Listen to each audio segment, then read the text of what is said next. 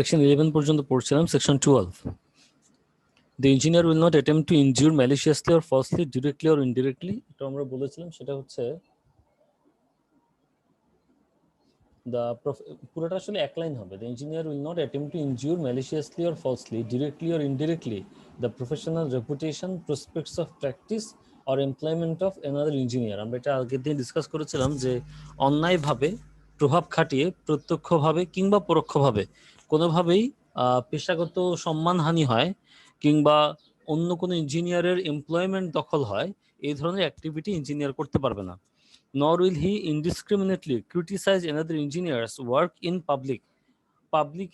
পাবলিকের সামনে সে অন্য আরেকজন ইঞ্জিনিয়ারের কার্যক্রমকে বৈষম্যমূলকভাবে ক্রিটিসাইজ করতে পারবে না। If he believes that another engineer is guilty of unethical or illegal practice, he shall present such information to the proper authority for action.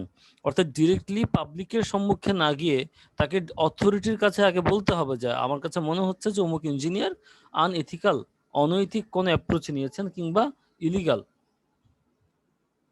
বেআইনি কোনো কার্যক্রম করেছেন। যদি এমন কিছু মনে হয়ে থাকে তবে in that case proper authority, আমরা যার আন্ডারে কাজ করব তাকে জানানো, কিংবা হচ্ছে ইঞ্জিনিয়ার্স অর্গানাইজেশনকে জানানো, বা হচ্ছে পুলিশকে জানানো, বা ডিরেক্টলি পাবলিকলি অ্যানাউন্স করা যাবে না। কেননা আইনগতভাবে কেউ যদি দোষী প্রমাণিত না হয় তবে আমি পাবলিকলি তাকে দোষী বলার কেউ কোনো অধিকার রাখি না। সেকশন 13 বলে, the engineer will not associate or allow the use of his name by an enterprise of questionable character, nor will he become professionally associated with engineers who do not conform to ethical practices or with persons not legally qualified to render the professional services for which the association is intended. এর মিনিংটা হচ্ছে, আমি যদি একজন engineer হই, আমি এমন কোনো প্রতিষ্ঠানের সাথে, ব্যক্তির সাথে বা ব্যবসার সাথে নিজেকে জড়িত করব না যাদের ক্যারেক্টার কোয়েশ্চেনেবল, প্রশ্নবিদ্ধ চরিত্র যাদের রয়েছে, অথবা আমি পেশাগতভাবে কারোর সাথে অ্যাসোসিয়েটেড হব না যারা হচ্ছে এথিক্যাল বা নৈতিক যে প্র্যাকটিস, সে প্র্যাকটিসটি করে না, কিংবা এমন মানুষদের সাথে আমি কাজ করব না যারা আইনগতভাবে কোনো একটি পার্টিকুলার প্রফেশনাল সার্ভিসের জন্য কোয়ালিফাইড হয় না। ঠিক আছে, আমি নিজেকে এমন ইনস্টিটিউশনগুলোর সাথে জড়িত করব না। Section 14, the engineer will give credit for engineering work to those to whom credit is due and will recognize the proprietary interest of the others. এই কথাটার মিনিং হচ্ছে যে আমরা একজন ইঞ্জিনিয়ার হিসেবে যদি আমার অটোক্যাড বা ড্রয়িংটা কেউ করে দেয়, তাহলে আমি চেষ্টা করব আমার যে কাজ সেখানে যে ড্রয়িংটা করেছে তার নামটাকে মেনশন করতে, অর্থাৎ সার্টেন অ্যামাউন্ট অফ অ্যাপ্রিসিয়েশন বা অ্যাকনোলেজমেন্ট দেওয়া। আমার ফুল কাজে যারা যারা আমাকে হেল্প করবে সে সবার হেল্পকে বা সবার যে কন্ট্রিবিউশন সেটাকে অ্যাকনোলেজ করতে হবে, তাদের যে ক্রেডিট পাওনা সেটা তাদেরকে দিতে হবে।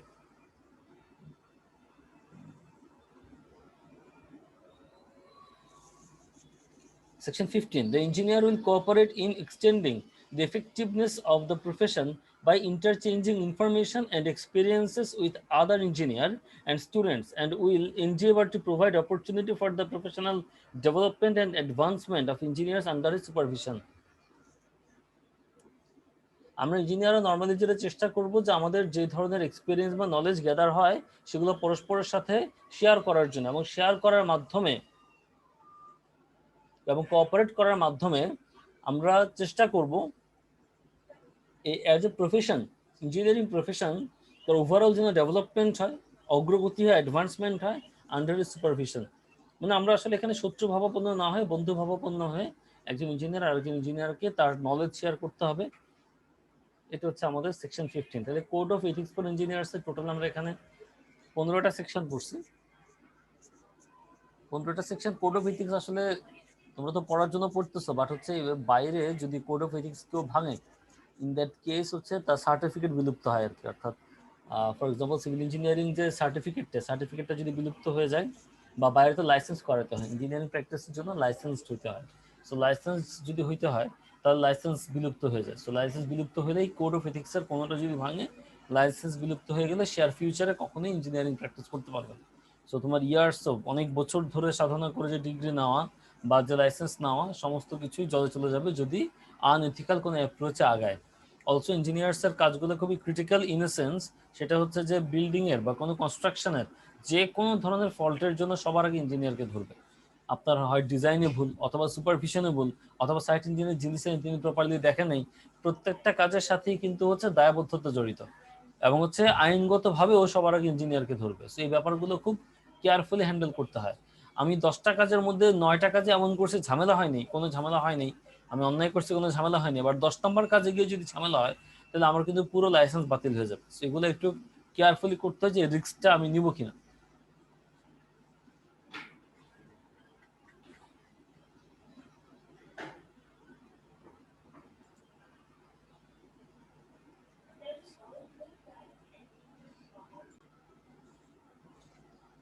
এরপর আমরা যে স্লাইডটা দেখবো এটা হচ্ছে মিটিংস। মিটিংস মানে হচ্ছে gathering of two or more people, 2 বা তার চেয়ে বেশি সংখ্যক মানুষ যখন একত্রিত হবে, সেখানে এক ধরনের ডিসকাশন হবে, কোন একটা স্পেসিফিক উদ্দেশ্য নিয়ে সেই ডিসকাশনটা হবে। অর্থাৎ রেগুলার 4-5 জন মানুষ মিলে আড্ডা দেওয়া মিটিং না, মিটিং এর জন্য একটা স্পেসিফাইড অবজেক্টিভ থাকতে হবে যে আমরা এখানে কি অবজেক্টিভটা ফিল আপ করতে এসেছি। Group meeting, meeting of 3 or more people, 2জন মানুষেরটাকে নর্মালি মিটিং বলে, বাট যদি গ্রুপ মিটিং বলতে হয় 3 বা তার চেয়ে বেশি মানুষ একত্রিত হইতে হবে। গ্রুপস মূলত হচ্ছে 2 ধরনের গ্রুপ তৈরি করা হয়, একটা হচ্ছে ফর্মাল গ্রুপ, একটা হচ্ছে ইনফর্মাল গ্রুপ।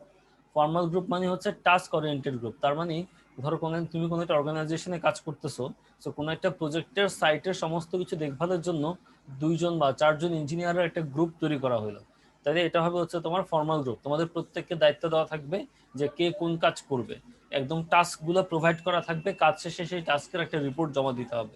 এটা হচ্ছে ফর্মাল গ্রুপ। আর একটা হচ্ছে ইনফর্মাল গ্রুপ। ইনফর্মাল গ্রুপ মানে হচ্ছে একদম ক্যাজুয়ালি কোনো প্ল্যান ছাড়াই পরস্পরের সাথে যে ধরনের মিটিং হবে এগুলো হবে হচ্ছে তোমার ইনফর্মাল মিটিং। তো স্বাভাবিক আমাদের প্রফেশনাল প্র্যাকটিসে ফর্মাল মিটিং গুলোই গুরুত্বপূর্ণ। আচ্ছা, গ্রুপ ফরমেশন হওয়ার বেশ কিছু স্টেজ আছে। আর সেই স্টেজগুলোর মূলত হচ্ছে সবার প্রথমে যেটা হয় ফর্মিং। ফর্মিং মানে হচ্ছে গ্রুপ শুরু করা হয় এবং ওরিয়েন্টেশন শুরু হয়, পরিচিতি পর্ব হয়। দেন স্টর্মিং। এই স্টেজে গিয়ে হচ্ছে গ্রুপ মেম্বাররা নিজেদের ইন্ডিভিজুয়াল পজিশনগুলো বুঝে। স্বাভাবিক, গ্রুপে কেউ গ্রুপ লিডার থাকবে, কেউ অ্যাসিস্ট্যান্ট লিডার থাকতে পারে, অন্য মেম্বারগুলো রেগুলার মেম্বার হতে পারে বা স্পেসিফিক দায়িত্ব অর্পণ করা যেতে পারে। তো গ্রুপ মেম্বারের নিজস্ব কিছু ইন্ডিভিজুয়াল পজিশন আছে, এবং এই সময়ে এসে তারা যে কাজটা করে সেটা হচ্ছে যে পরস্পরের সাথে আলাপ আলোচনা করে, পরস্পর মতামত দেওয়া শুরু করে, এবং হচ্ছে পরস্পরের কার্যক্রমগুলো যতই তারা আগাতে মানে এগিয়ে নিয়ে যেতে চায়, তখনই হচ্ছে তাদের মধ্যে বিভিন্ন ধরনের কনফ্লিক্ট তৈরি হয়, দ্বন্দ্ব তৈরি হয়, তাদের মধ্যে যুক্তি এবং যুক্তির বিরোধিতা শুরু হয়, আর্গুমেন্টেশন শুরু হয়। সো আমাদের গ্রুপ ফর্মেশনের প্রথম স্টেজটা হচ্ছে একটা গ্রুপ ফর্ম করা, কয়েকজন মানুষ একত্রিত হবে। সেকেন্ড স্টেজে গিয়ে তারা এসে একত্রিত মানুষগুলো তাদের আইডিয়াগুলো শেয়ার করবে, তাদের ভিউ শেয়ার করবে, এবং তাদের এক্সপিরিয়েন্স থেকে তারা কথা বলার চেষ্টা করবে। তখন পরস্পরের মধ্যে কনফ্লিক্ট হবে এবং আর্গুমেন্টেশন হবে। তারপর হচ্ছে নর্মিং। এর পরবর্তীতে হচ্ছে তুমি যখন 5 জনের একটা গ্রুপে থাকবা, তুমি কিছুদিন সেখানে স্টে করার পরে বুঝে যাবা যে গ্রুপের মেম্বারদের সাথে কেমন ধরনের বিহেভ করতে হবে, কেমন ধরনের আচার আচরণ করতে হবে, কিভাবে চলতে হবে, আমার পজিশন কোথায়, আমার গ্রুপ লিডারের পজিশন কোথায়, এগুলো আস্তে আস্তে মানুষজন তখন বুঝে যায়।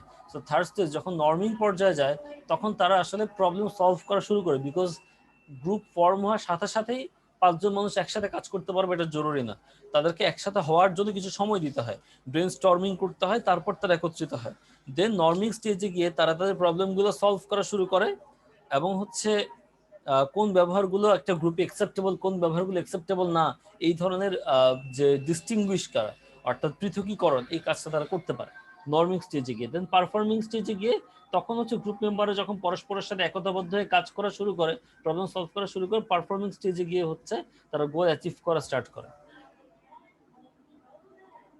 সো যে কোনো একটা গ্রুপ ফরমেশনের কয়টা স্টেজ? 4টা stage: forming, storming, norming, performing. Conflict কোন স্টেজে হয়? স্টর্মিং স্টেজে হয়। প্রবলেম সলভ করা শুরু করে কোন স্টেজে? নর্মিং স্টেজে। গোল অ্যাচিভ করা শুরু করে পারফর্মিং স্টেজে। ওরিয়েন্টেশন স্টেজ কোনটা? Forming stage.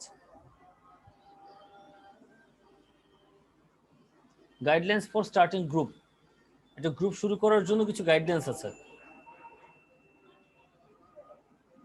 প্রথমত হচ্ছে এগ্রিমেন্ট অন পারপাস। কোন একটা গ্রুপ যদি আমি তৈরি করতে চাই বা শুরু করতে চাই, যে মানুষগুলো এই গ্রুপের মেম্বার হবে, আমরা কি উদ্দেশ্যে এই গ্রুপটা তৈরি করতেছি সেই উদ্দেশ্য সম্পর্কে সবাই মিলে এগ্রি করতে হবে যে ইয়েস আমরা এই পার্টিকুলার পারপাসটাকে ফুলফিল করার জন্য এই গ্রুপে কাজ করব। Secondly, personal compatibility.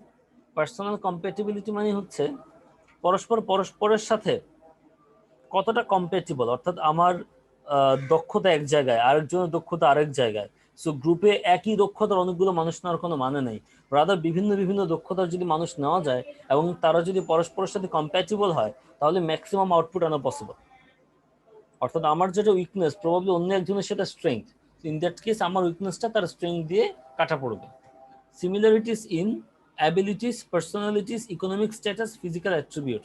নর্মালি একটা গ্রুপ ফর্ম করার সময় চেষ্টা করতে হয় যে তাদের অ্যাবিলিটিগুলোর মধ্যে এক ধরনের সিমিলারিটি থাকবে, অর্থাৎ দেখা গেল যে ইয়েস ডিফারেন্সটা থাকবে হচ্ছে অ্যাট্রিবিউটে, অর্থাৎ আমার দক্ষতা এক জায়গায়, আরেকজনের দক্ষতা এক জায়গায় হইতে পারে সেটা, কিন্তু দক্ষতার ডিগ্রিটা সিমিলার, অর্থাৎ আমি যেই কাজটা পারি সেটাতে আমি খুব ভালো পারি, আবার আরেকজন যেই কাজটা পারে সেটাতে সে খুব ভালো পারে। তাহলে আমাদের সিমিলারিটি থাকতে হবে অ্যাবিলিটিতে। সেকেন্ডলি হচ্ছে পার্সোনালিটিস। একজন অতিমাত্রায় চিল, আরেকজন অতিমাত্রায় যদি প্রফেশনাল হয়, ফর্মাল হয়, ইন দ্যাট কেস গ্রুপের মধ্যে কিন্তু কাজ ভালো হয় না। সো গ্রুপের সবার মধ্যে এক ধরনের পার্সোনালিটির মধ্যে যদি সিমিলারিটি পাওয়া যায়, ইন দ্যাট কেস গ্রুপ সবচেয়ে বেটার পারফর্ম করে।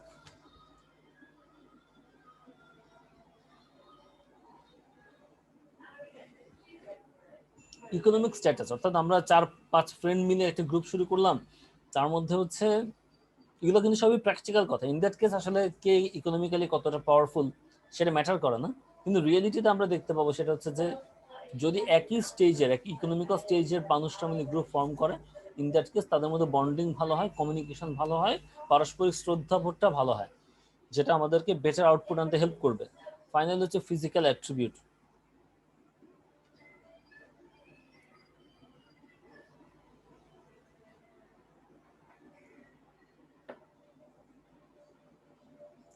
ফিজিক্যাল অ্যাট্রিবিউট মানে হচ্ছে ফিজিক্যালি দেখতে কিরকম, সো তাদের মধ্যে বা কোনো ধরনের দ্বন্দ্ব আছে কিনা, বৈষম্য লক্ষণীয় কিনা, আচার আচরণে বৈষম্য লক্ষণীয় কিনা, পার্থক্য লক্ষ্য করা যাচ্ছে কিনা, এই ব্যাপারগুলো খেয়াল রেখে একটা ফর্ম তৈরি করতে হবে। এখন তারপরে এগুলো ডিসাইড করার পরে মেম্বার যদি ডিসাইড হয়, তখন আমরা ফর্মাল গ্রুপ কিংবা ইনফর্মাল গ্রুপ তৈরি করতে পারি। Phases in problem solution in groups. কোনো একটা পার্টিকুলার প্রবলেম সলভ করার জন্য যদি কোনো গ্রুপ ফর্ম করা হয়, সবার প্রথমেই কিন্তু প্রবলেম সলভের দিকে তারা যেতে পারে না। সবার প্রথমে যেটা হয় যে একটা পরিচিতি পর্ব হয়, আমরা কেউ একে অপরকে বুঝি না, জানি না। সো ইন দ্যাট কেস যেটা হয় যে ফ্রি ফ্লোয়িং ডিসকাশন হয়, সবাই সবার মতো করে প্রবলেমটাকে অ্যানালাইসিস করা ট্রাই করে, সলিউশনটা কিভাবে আসতে পারে সেটা নিয়ে ডিসকাশন করা শুরু করে এবং নিজেদের মতামতটা এক্সপ্রেস করা স্টার্ট করে।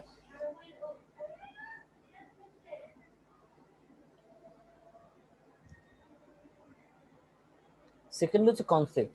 তো যখন হচ্ছে তোমার ওরিয়েন্টেশন স্টেজে এসে যখন প্রচুর পরিমাণে ফ্রি ডিসকাশন হয়, অনেক অপিনিয়ন আসে, অনেক ডিসিশন দেওয়ার চেষ্টা করে, সেই প্রচুর এভিডেন্স দাঁড় করানোর চেষ্টা করে তাদের অপিনিয়নের সপক্ষে, তখন মেম্বারদের মধ্যে এক ধরনের কনফ্লিক্ট হওয়া শুরু করে যে আমার অপিনিয়নটা বেটার, না না আমার অপিনিয়নটা বেটার, এই অপিনিয়নটা বেশি এফেক্টিভ হবে।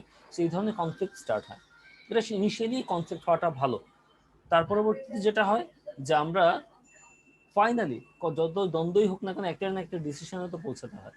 সো ফাইনালি পারস্পরিক ডিসকাশন দ্বন্দ্ব শেষে এক ধরনের টাস্কের প্রতি এক ধরনের ঐকমত্য চলে আসে এবং কোন ওয়েতে এই টাস্কটা প্রবলেমটা সলভ করা হবে সেই গাইডলাইনটা সবাই তখন মানা স্টার্ট করে যে ওকে আমার অপিনিয়ন মানে তো কি হয়েছে, আমাকে তো প্রবলেমটা সলভ করতে হবে, ইন দ্যাট কেস যেটা বেস্ট ওয়ে, আমাকে যে টাস্কটা দেওয়া হবে এই টাস্কটাই আমি প্রপারলি করবো। সো এই ধরনের বিশ্বাসটা চলে আসে আর কি। দেন হচ্ছে ইমার্জেন্স। এটা ওপেন এক্সচেঞ্জেস কন্টিনিউ, এটা হবে অপিনিয়ন এক্সচেঞ্জেস কন্টিনিউ। মানে আমরা পরস্পরের মধ্যে তখনই বিভিন্ন ধরনের অপিনিয়ন এক্সচেঞ্জ চলতেই থাকে, আর মেম্বাররা তখন যে কাজটা করে যে কিভাবে এটাকে আসলেই সলভ করা যে প্রবলেমটাকে, সেটা নিয়ে তখন তারা কাজ করা স্টার্ট করে এবং কম্প্রোমাইজ করা শুরু করে যাচ্ছে ঠিক আছে আমার প্রবলেমে এই লুপহোলটা আছে, তোমার প্রবলেমে লুপহোলটা না, তাহলে তোমার প্রবলেমটা তোমার সলিউশনটাতে আমি অ্যাকনলেজ করলাম বা তোমার সলিউশনটাকে আমি অ্যাকসেপ্ট করলাম, পরস্পরকে কম্প্রোমাইজ করা স্টার্ট করে। স্বাভাবিক যদি পরস্পরের মধ্যকার কম্প্রোমাইজিং যে মেন্টালিটি সেটা চলে আসে, ইন দ্যাট কেস পরস্পরের মধ্যে যে দ্বন্দ্ব সেটা কমে যাবে। এবং একটা পার্টিকুলার আমাদের অপিনিয়নের মধ্যে ডিফারেন্সেস থাকবেই, সেই ডিফারেন্সগুলোকে কিভাবে কমিয়ে একটা জেনারিক ডিসিশনে আসা যায়, সেই স্টেজটা হচ্ছে ইমার্জেন্স স্টেজ। ফাইনালি যখন সলিউশন স্টেজে যায় তখন সকল ধরনের অপশন ডিসকাশন হয়ে যায়, এবং এই অপশনগুলোকে ফুলফিল করতে হলে কি কি ক্রাইটেরিয়া ফুলফিল করতে হবে সেটা সম্পর্কে ধারণা ডিসকাশন হয়ে যায়। দেন আমরা ডিসাইড করে ফেলি যে ওকে এখন আমাদের যেটা করতে হবে এই টাস্কটা কমপ্লিট করতে হবে, একটা সলিউশনে পৌঁছাতে হবে। আবার টাইপস অফ মিটিংস, প্রথমে আসে informal meeting.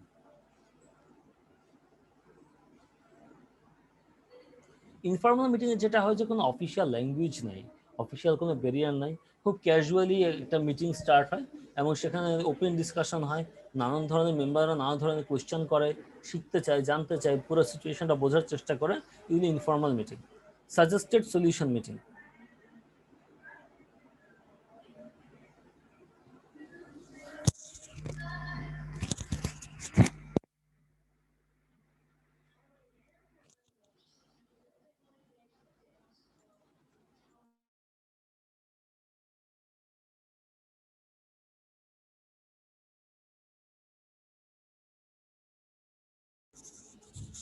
Suggested solution meeting মূলত যেটা হয় সেটা হচ্ছে যে কোনো একটা পার্টিকুলার প্রবলেমটাকে সলভ করার জন্য যে ধরনের সলিউশনগুলো প্রস্তাব করা হয় সেই সলিউশনগুলোর নিয়ে যত ধরনের ডিসকাশন পসিবল সেই ডিসকাশনগুলো এখানে হয়,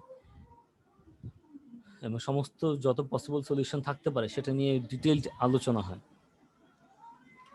আরেকটা মিটিং হতে পারে সেটা হচ্ছে, সো আমরা নর্মালি মিটিং আসলে দুই প্রকার হয়, একটা হচ্ছে ইনফর্মাল, একটা হচ্ছে ফর্মাল। সেই ফর্মালটাকে আমরা আবার ভাগ করছি suggested solution meeting. Then steps followed in meetings, যে একটা মিটিংয়ে কী কী স্টেপ ফলো করা হয়। সবার প্রথমে হচ্ছে ব্যাকগ্রাউন্ড অ্যানালাইসিস করা হয়। নর্মালি হচ্ছে যে কোনো একটা মিটিং যখন হয় তখন কোনো না কোনো একটা উদ্দেশ্য পারপাস নিয়ে হয়, কোনো না কোনো একটা প্রবলেম সলভ নিয়ে হয়। তো প্রথমে যেটা হয় যে ব্যাকগ্রাউন্ড অ্যানালাইসিস ফেজটা স্টার্ট হয় যখন একটা আইডিয়া আসে যে ওকে আমরা একটা প্রবলেম সলভ করতে যাচ্ছি। এখন এই ব্যাকগ্রাউন্ড অ্যানালাইসিসটা কয়ভাবে করা যায়, তিনটা স্টেপে করা যেতে পারে, এগুলো কিন্তু ফিক্স না, হ্যাঁ, এটা অপশনস। তিনটা স্টেপে করা যেতে পারে। ফার্স্ট স্টেপ হচ্ছে the problem central issue or question stated in affirmative tone. আমরা প্রবলেমটাকে খুব রাগান্বিত স্বরে না বলে একটা অ্যাফার্মেটিভ ভদ্রচিত টোনে প্রবলেমটাকে ফার্স্টে স্টেট করব এবং প্রবলেমটাকে ডিফাইন করার চেষ্টা করব। সেকেন্ডলি যেটা করব সেটা হচ্ছে প্রবলেমটাকে ডিফাইন করে তাকে লিমিটেড বানাবো, খুবই ছোট বানিয়ে ফেলবো, এবং এর ভিতরে কোনটা মূল ইস্যু, সেন্ট্রাল ইস্যু কোনটা সেটা ক্লিয়ারলি ডিফাইন করে ফেলতে হবে। ফাইনালি যেটা করতে হবে যে এই প্রবলেমের হিস্ট্রিটা আমাকে নিতে হবে, এটা কখন হয়েছিল, কোন কোন সিমটম দেখা গেছিল, কত দূর পর্যন্ত ক্ষতি হয়েছিল, তার কজ কি ছিল, তার এফেক্ট কি হয়েছিল। সো এই ধরনের ডিসকাশনগুলো ফাইনালি করতে হবে। এটা হচ্ছে ব্যাকগ্রাউন্ড অ্যানালাইসিস পার্টে পড়ে। সেকেন্ড স্টেপটা হচ্ছে সলিউশন ডিসকভারি। তো ফার্স্টে আমরা যেটা করলাম যে একটা প্রবলেম সম্পর্কে আমরা ডিটেলস জানলাম, জানার পর আমাদের যেটা করতে হবে এটা সলিউশনটা কীরকম হতে পারে সেটা আমাদেরকে বের করতে হবে, আবিষ্কার করতে হবে। তো ফার্স্টে ডিসাইড করতে হবে যে আচ্ছা কি তৈরি হইলে বা কি পূরণ হইলে প্রবলেমটা আসলে সলভ হবে, তাহলে ক্রাইটেরিয়া কি সলিউশনটার, একটা ক্রাইটেরিয়া ডিসাইড করতে পারছে এই এই কাজ যদি হয়ে যায় তাহলে আমার প্রবলেমটা সলভ হবে। দেন যদি আমি চারটা ক্রাইটেরিয়া সেট করি, এর ভিতরে কোন ক্রাইটেরিয়া ফুলফিলটা বেশি জরুরি, কোনটা কম জরুরি, কোনটা অধিক গুরুত্বপূর্ণ, কোনটা কম গুরুত্বপূর্ণ, তাহলে আমরা এই প্রত্যেকটা ডিফারেন্ট ক্রাইটেরিয়াকে এক একটা ওয়েটের সাথে ডিস্ট্রিবিউট করব। দেন আমরা যে সলিউশনগুলো পসিবল বা আসছে সেই সলিউশনগুলোকে ব্রেনস্টর্ম করবো। অর্থাৎ ব্রেনস্টর্ম পিরিয়ডটা আবার কীভাবে হয়, ফার্স্টে ইন্ডিভিজুয়ালি চিন্তা করে যে আচ্ছা আমি আগে নিজে নিজে ভাবি যে এটার কী কী সলিউশন হতে পারে। প্রত্যেকে ইন্ডিভিজুয়ালি চেষ্টা করলে প্রত্যেকের ইউনিক যে আইডিয়া সেটা তখন সামনে চলে আসে। তো ব্রেনস্টর্ম করতে হয়। List of all possible solution, অর্থাৎ যত পসিবল সলিউশন এসেছে তাদের একটা লিস্ট তৈরি করতে হবে উইদাউট জাজিং their merits and demerits. List তৈরি করার পূর্বে, ডিসকাশনের পূর্বে জাজ করা যাবে না যে এটা মেরিট কি, এটা ডিমেরিট কি, এটা ভালো দিক কি, এটা খারাপ দিক কি, এগুলো ডিসকাশন হওয়ার আগে এগুলো জাজ না করে একটা লিস্ট তৈরি করতে হবে যে এই এই প্রবলেমের সলিউশনের এই এই ওয়েগুলো আমরা পেয়েছি। Then consider several alternative solutions from list in light of stated criteria. আমরা যেসব ক্রাইটেরিয়া ফুলফিল করতে চাচ্ছি সেই সব ক্রাইটেরিয়া ফুলফিল করার জন্য আমরা অল্টারনেটিভ কী কী সলিউশন চিন্তা করতে পারি সেই সলিউশনগুলো নিয়ে দেন আমরা ডিসকাশন করা শুরু করব। এর পরের স্টেজ হচ্ছে সলিউশন ইভ্যালুয়েশন। অর্থাৎ যেই ধরনের সলিউশনগুলো এসছে সেই সলিউশনগুলো কতটুকু ভালো, কতটুকু খারাপ, কতটা এফেক্টিভ সেটা ইভ্যালুয়েট করতে হবে। ফার্স্টে আমরা কিছু ক্রাইটেরিয়া রেডি করেছিলাম, তাই তো? তাহলে আমরা যে সলিউশনটা এখানে প্রপোজ করছি সেই সলিউশনটাকে আমাদের ক্রাইটেরিয়াগুলোকে ফুলফিল করে কিনা, সেই অল্টারনেটিভ সলিউশনটাকে ইজিলি ফুলফিল করে নাকি এক্সিস্টিং সলিউশনটা ইজিলি ফুলফিল করে, এই ডিসকাশনগুলো করতে হবে। তারপর হচ্ছে যে আমাদের কোন সলিউশনটা সবচেয়ে ইজি ওয়েতে, সবচেয়ে এফেক্টিভ ওয়েতে এই প্রবলেমটাকে সলভ করবে সেটা ডিসাইড করতে হবে। ফাইনালি সব কিছু শেষে আমরা আমাদের একটা আপাতত সলিউশনকে সিলেক্ট করবো। আচ্ছা, এটা হচ্ছে আমাদের আপাতত একটা সলিউশনের ওয়ে। ধরুন 10টা সলিউশনের অপশনস আসছে, সেখান থেকে আমরা একটা পিক করলাম। আচ্ছা, অথবা এমন হতে পারে যে আমরা যতগুলো সলিউশনে ডিসকাশন করলাম কোনো সলিউশনটা অ্যাপ্রোপ্রিয়েট মনে হয়নি, রাদার প্রত্যেকটা সলিউশন থেকে কিছু কিছু অংশ নিয়ে ধার নিয়ে আমরা একটা নতুন সলিউশনে পৌঁছালাম। অথবা হতে পারে আমরা একটা সম্পূর্ণ নতুন, অন্য কারো কাছ থেকে কোনো ডিরাইভড সলিউশন না, ডিরেক্টলি নতুন কোনো একটা সলিউশন আমরা পৌঁছাতে পারি, তাই না? অর্থাৎ আমরা যদি ব্রেনস্টর্মিং, সলিউশন লিস্টিং, সলিউশনের ডিসকাশন এই ধরনের অ্যাক্টিভিটিগুলো করি, 3 ধরনের আউটকাম আমরা পৌঁছাতে পারি। একটা হচ্ছে ওই যতগুলো সলিউশন প্রোভাইড করা হয়েছে তার মধ্যে থেকে একটা আমাদের পছন্দ হয়েছে, অথবা হতে পারে আমরা একদম কমপ্লিটলি নতুন একটা সলিউশন দিচ্ছি, অথবা হতে পারে অনেকগুলো সলিউশনের টুকরো টুকরো অংশ নিয়ে একটা বেটার সলিউশন আমরা প্রোভাইড করতেছি। দেন ফাইনালি ডিসাইড হচ্ছে আচ্ছা আমাদের সলিউশনের ওয়ে হচ্ছে এটা, এবং আমরা সলিউশনটা করার জন্য তাহলে আমরা কি কি অ্যাকশন নিতে পারি সেটা আমরা ডিসাইড করি। Leadership styles followed in meetings. একটা মিটিংয়ে অবভিয়াসলি একজন লিডার থাকে, তো তার লিডারশিপটা কেমন হয়? হতে পারে তিনি একজন অথরিটারিয়ান। অথরিটারিয়ান মানে হচ্ছে অনেকটা স্বৈরতান্ত্রিক, একনায়কতান্ত্রিক, একা যাই বলবে সেটাই হবে।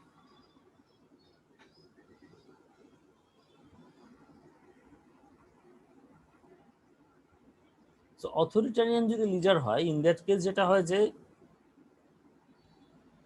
ডিসকাশনটা খুব লিমিটেড হয়ে যায়, সবাই কথা বলতে চায় না যে উনি যা বলবে তাই তো হবে, সো তার এগেনস্টে, প্রপোজালের এগেনস্টে কথা বলার তো আমার দরকার নেই। আবার সেই যে কাজটা করে লিডারটা, অথরিটারিয়ান লিডারে, যে আমার আচ্ছা ওই দুজন আমার যে প্রস্তাব তার সাথে সহমত জানিয়েছে, তাহলে আমরা তাকে বাহাবা দিব, তাকে প্রেস করবে, হ্যাঁ, এবং সে কম কথা বলে খুব দ্রুত কমান্ড দেওয়া শুরু করে, অর্ডার ইস্যু করা স্টার্ট করে। স্বাভাবিক একজন একনায়কতান্ত্রিক লিডার যে কাজগুলো করবে। ডেমোক্রেটিক অ্যান্ড পার্টিসিপেটরি লিডার, সে যে কাজটা করে সে প্রত্যেকের ভিউ শুনবে, প্রত্যেকের কি কি কথা বলার আছে, কি কি অপিনিয়ন তাদের আছে, সে প্রত্যেকের পয়েন্ট অফ ভিউটা সে শুনবে। Group has finally authority to decide on a course of action. Full গ্রুপেরই এখন একটা অথরিটি তৈরি হয়েছে এই অ্যাকশনগুলো কি কি হবে সেটা ডিসাইড করার। Helps group to make best decisions possible rather than force them into ইট। অর্থাৎ আমি যদি আমার ডিসিশনটা কারোর উপরে জোর করে চাপাই দেই, কারো যদি আমার এই ডিসিশনটা একদমই পছন্দ না হয়, তার কাছ থেকে কিন্তু এই রিলেটেড বেস্ট আউটপুট পাওয়া যাবে না। রাদার সবাই মিলে ডিসকাশন করে, ভালো মন্দ আলোচনা করে যখন কোনো ডিসিশন আসা হবে, তখন সবাই মিলেই কোঅপারেটিভলি কাজটা করবে। ফ্যাসিলিটেটস গ্রুপ ডিসকাশন। একজন ভালো লিডার, ডেমোক্রেটিক লিডার, গ্রুপ ডিসকাশনটাকে কিভাবে করা যায়, কিভাবে গ্রুপের সবাইকে মতামত দেওয়াতে উৎসাহী করা যায়, এই ধরনের ফ্যাসিলিটিগুলো সে প্রোভাইড করা স্টার্ট করে। ইনভাইটস মাইনরিটি অপিনিয়ন, যে মাইনরিটি বলতে বোঝায় কোনো একটা গ্রুপের ভিতরে দেখা গেছে যে সবাই, ধরো তুমি ইউএসএ তে কোথাও জব করতেছো, সবাই ইউএসএ সিটিজেন, 4-5 জন আছে ধরো যে ইন্ডিয়ান সিটিজেন, তাহলে ওখানে সবাই যদি ইউএসএ সিটিজেন হয়, 4-5 জন যদি ইন্ডিয়ান সিটিজেন হয়, তাহলে ওই 4-5 জন কিন্তু মাইনরিটি, যাদের কথা কেউ শুনতে চাইবে না। বাট একজন ডেমোক্রেটিক লিডার সে মাইনরিটি গ্রুপের যারা আছে তাদের কথাটাকেও গুরুত্ব সহকারে শুনবে। Evaluates unsupported generalization, clarify vague statement. অর্থাৎ এখানে যে যত স্টেটমেন্ট দেওয়া হবে, যত অপিনিয়ন প্রোভাইড করা হবে, কোনটা গ্রহণযোগ্য, কোনটা গ্রহণযোগ্য না, কোনটা ভেগ, একদম গুরুত্ব দেওয়া যাবে না, এমন জিনিসগুলো সে ক্লারিফাই করে দেবে। রিভিউ প্রবলেম এন্ড ডিটারমাইন, এরপরের স্টেজটা হচ্ছে প্ল্যানিং স্টেপস বিফোর মিটিং। একটা মিটিং শুরু হওয়ার আগে আমরা কি কি প্ল্যানিং করব। Review problem and determine purpose, আমরা যে প্রবলেমটা নিয়ে মিটিংটা করছি সেই প্রবলেমটাকে আমরা একবার রিভিউ করব এবং আমাদের আলটিমেট উদ্দেশ্য কি সেটা আমরা ডিসাইড করব। এরপর আমরা সেট করবো যে আচ্ছা তাহলে এই মিটিংয়ে কারা কারা পার্টিসিপেট করা উচিত, এটা আমরা ফার্স্ট দেন ডিসাইড করব। তারপর আমরা একটা মিটিংকে কোন তারিখে তৈরি করব, কোন সময়, কোন জায়গায়, ডেট, টাইম, প্লেস, এই 3টা জিনিস আমরা ডিসাইড করব। Create agenda. যে কোনো একটা ভালো মিটিং এর একটা ইম্পর্টেন্ট পার্ট হচ্ছে এজেন্ডা, অর্থাৎ আগে যারা এখানে পার্টিসিপেট করবে সবাইকে প্রথমে এজেন্ডা পাঠিয়ে দাও, আমরা এই এজেন্ডাগুলো নিয়ে কথা বলবো, তাহলে তারা জানে তারা কি নিয়ে কথা বলতে হবে, তারা সেই অনুযায়ী প্রিপারেশন নিয়ে আসতে পারে। ডিস্ট্রিবিউট অ্যানাউন্সমেন্ট ফর মিটিং, অর্থাৎ আমরা একটি মিটিং এর ঘোষণা দিলে সেটা সবার পর্যন্ত পৌঁছাতে হবে, তো সেটাকে আমরা ডিস্ট্রিবিউট করব। চেক ফিজিক্যাল অ্যারেঞ্জমেন্ট, যে কোথায় বসাবো, এতজন লোক আসবে তাদের বসার জায়গা আছে কিনা, কি কি ম্যাটেরিয়াল প্রয়োজন হতে পারে, ভিজুয়াল এইডের প্রয়োজন আছে কিনা, ভিজুয়াল এইড মানে হচ্ছে প্রজেক্টরের প্রয়োজন আছে কিনা। হ্যাঁ, প্রসিডিউরস ডিউরিং মিটিং, আমরা মিটিং চলাকালীন সময় প্রসিডিউর কি, begin with opening statement and state the problem, প্রথমে যে কোনো একজন যিনি অফিস মিটিংটা শুরু করবেন তিনি একটা বিগিনিং ওপেনিং স্টেটমেন্ট দিবেন, তারপরে কি প্রবলেম নিয়ে আজকে আলোচনা হবে সেই প্রবলেমটাকে তিনি ক্লিয়ারলি বলবেন। Stimulate discussion encouraging all to participate and get their views, তারপর সবাইকে অনুরোধ করা হবে বা নানাভাবে চেষ্টা করা হবে সবাই যেন তাদের ভিউগুলো প্রোভাইড করে, ডিসকাশনে পার্টিসিপেট করে। আলোচনাটা খুবই সুস্থ হইতে হবে, অর্থাৎ আমাদের যে মাঝে মাঝে দেখা যায় মিটিং গুলো এত বাকবিতণ্ডা হয়, এত উচ্চবাচ্চা হয় যে ওভারঅল অ্যাটমসফিয়ারটাই নষ্ট হয়ে যায়। সো আমরা অ্যাটমসফিয়ার অফ গুডউইলটাকে মেনটেন করতে হবে। If meeting becomes tense and hostile, keep calm, যে মিটিংটা অ্যারেঞ্জ করবে, যে যার আন্ডারে মিটিংটা হচ্ছে তাকে খুব মেন্টালি স্টেবল থাকতে হবে, কাম থাকতে হবে। যদি আক্রমণাত্মক হয়ে যায় তাদেরকে শান্ত করার চেষ্টা করতে হবে, পুরো সিচুয়েশন যেন নষ্ট না হয়, মিটিংটা যেন পণ্ড না হয়ে যায়, সে ট্রাইটা কিন্তু করতে হবে। ইন্ডিকেট ইম্পর্টেন্স অফ প্রবলেম, এবং তাকে বলতে হবে যে এই প্রবলেমটা কেন গুরুত্বপূর্ণ, মানে কেন মিটিংটা জরুরি এই একটা প্রবলেম সলভ করার জন্য। Assist in discussion and possible solution, ডিসকাশনগুলোতে একটু পার্টিসিপেট করে কি কি সলিউশন আসতে পারে সেটা নিয়ে আলোচনায় অংশগ্রহণ করা। Secondly, understand role of participants who may include the following type. এখানে একটা ব্যাপার আছে, আমি মিটিংয়ে যাদেরকে ডাকবো তারা কিন্তু এক একজন এক এক ক্যাটাগরি, কেউ দেখা যাবে যে খুব স্বেচ্ছায় পার্টিসিপেট করতেছে, কেউ দেখা যাবে যে পাত্তা দিচ্ছে না, কেউ দেখা যাচ্ছে যে একেবারেই পার্টিসিপেট করতেছে না, কারো এমন একটা ভাব যে আমিই সব জানি বাকিরা কেউ জানে না। আর কিছু মানুষ থাকবে যারা খুব লম্বা সময় ধরে সে কথা বলা শুরু করে, আর কিছু ব্যক্তি থাকবে যে কোথায় কোথায় ব্যক্তি আক্রমণ করবে, যে অমুক ভাই যা বলছে তা হয়নি। সো এই যে এই অনেক ধরনের ক্যাটাগরির পিপল কিন্তু থাকতে পারে। সো এখানে আমাদের মিটিং এ যারা প্রেজেন্ট থাকবে তারা কে কে কোন ক্যাটাগরির মধ্যে পড়ে এটা কিন্তু আমাদেরকে আগে থেকেই জানতে হবে, বা মিটিং চলাকালীন সময় বুঝতে হবে যে আচ্ছা উনি এই ক্যাটাগরির, উনি সেই ক্যাটাগরির। সো এদেরকে কিভাবে ব্যালেন্সে আনা যায় সে ট্রাইটা ওখানে মিটিং চলাকালীন সময় করতে হবে। Interpret data for solution evaluation, পুরো মিটিংটা শেষে যত আলাপ আলোচনা হয়েছে সেখান থেকে একটা মেজর কনক্লুশনে রিচ করতে হবে, পৌঁছাতে হবে, এবং কোন কোন প্ল্যানে আমরা আগাতে পারি সেটা ডিসাইড করতে হবে। আচ্ছা, এরপরে follow up after meeting is over, meeting শেষে যারা মিটিং এ পার্টিসিপেট করেছে তাদের সাথে ফলো আপ করা, যোগাযোগ করা যে মিটিংটা কেমন হয়েছিল, তাদের মিটিং শেষে কি ডিসিশন হয়েছে, কি মিনিটস গুলো প্রিপেয়ার করা হয়েছে সেটা তাদেরকে সেন্ড করা। এই ফলো আপ গুলো খুব ইম্পর্টেন্ট একটা রিলেশন মেনটেন করার জন্য, এফেক্টিভনেস। কেননা ফলো আপে যেটা অনেক সময় হতে পারে যে যেই জিনিসটা নোট করা হয়েছে প্রবাবলি অমুক ব্যক্তি সেটা বোঝায়নি, আমরা বুঝতে ভুল করেছি, সো ফলো আপের মাধ্যমে উনি সেই নিজের ব্যাপারগুলো ক্লিয়ার হতে পারেন যে কি সমস্যা হয়েছে। পার্টিসিপেন্ট রোলস ইন মিটিং, একটা মিটিং এ কোন কোন ধরনের পার্টিসিপেন্ট লাগবে, অর্গানাইজার লাগবে, ক্লারিফায়ার লাগবে। ক্লারিফায়ার মানে যদি কথা বুঝতে অসুবিধা হয় সে পরিষ্কার করে বলে দিবে যে উনি কি বুঝাতে চেয়েছেন। কোয়েশ্চেনার লাগবে, যারা প্রশ্ন করে হচ্ছে এই মিটিং এর আউটপুটটাকে আরো ম্যাক্সিমাইজ করবে। ফ্যাকচুয়াল কন্ট্রিবিউটর লাগবে, যে প্রচুর ডেটা দিবে, পরিসংখ্যানের মাধ্যমে হেল্প করবে পুরো সিচুয়েশনটাকে বোঝানোর। এনার্জাইজার লাগবে, যার কথা উদ্দীপ্ত হয়ে সবাই মিটিং এ ভালো মতো পার্টিসিপেট করবে।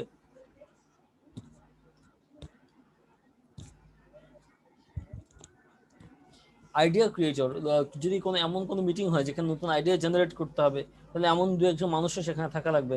কনফ্লিক্ট টেস্টার, কনফ্লিক্ট যদি পারস্পরিক কোনো দ্বন্দ্ব থেকে থাকে, দ্বন্দ্ব আছে কিনা সেটা টেস্ট করে দেখবে, থাকলে সেটাকে সলভ করার চেষ্টা করবে। সো মোটামুটি আমাদের এই ধরনের পার্টিসিপেন্টরা মিলে একটা মিটিং কমপ্লিট হয়।